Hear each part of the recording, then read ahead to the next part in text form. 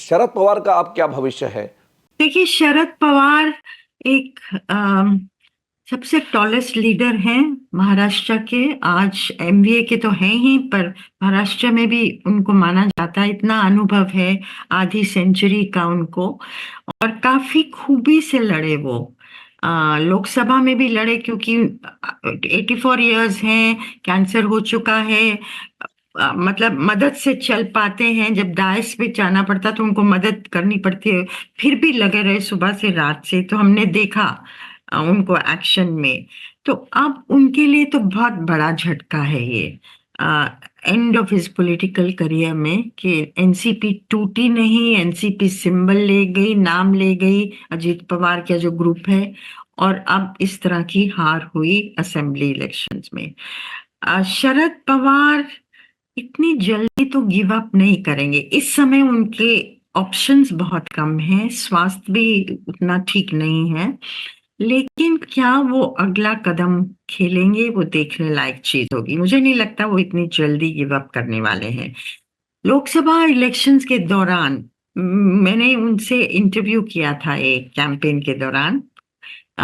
तो सतारा में मीटिंग के बाद मैंने उनको पकड़ा था।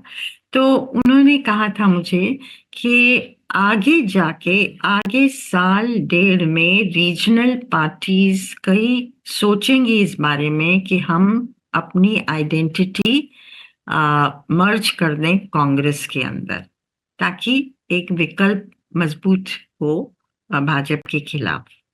और उन्होंने कहा, मैंने पूछा उनकी पार्टी के बारे में, तो उन्होंने कहा मेरी पार्टी भी मैंने अभी विचार विमर्श नहीं किया है अपने कॉलीग से, लेकिन मैं करने जा रहा हूँ।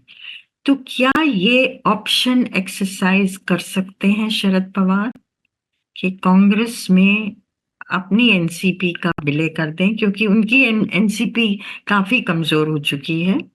और आइडियोलॉजिकली उन्होंने कई बार बीजेपी से को सपोर्ट करने की तो बात अंदर खाने हुई थी। जी। 14 में भी हुई, 17 में भी हुई, 19 में तो अजीत पवार दूसरी साइड चले गए और 2 दिन में वापस भी आ गए। वो भी बहुत जी। इंटरेस्टिंग कहानी है। जी। तो क्यों गए, क्यों आए? शरद पवार की मर्जी से गए और उनकी मर्जी से आए, मतलब, और फिर एमबीए का गठन हुआ। जी। तो लेकिन ओपनली शरद पवार ने कभी भाजपा से हाथ नहीं मिलाया, मतलब ज्वाइन नहीं किया उस साइड में जी। सो फार। तो अब वो क्या करेंगे? क्या उनकी छोटी सी पार्टी, उनकी बेटी है और लोग हैं जो लॉयल उनके साथ हैं, तो क्या उनके लिए बेहतर ऑप्शन रहेगा? क्या वो कांग्रेस में अपने आप को विलय करेंगे, कांग्रेस चाहेगी उनको, या दूसरी साइड में उनके कई लोग जा सकते हैं, क्योंकि अब तो पावर उस साइड क्लियरली है और जी। 5 साल वो सरकार चलने वाली है महायुति की। तो शरद पवार के लिए बहुत ही डिफिकल्ट चॉइसेस हैं at the end of his political career.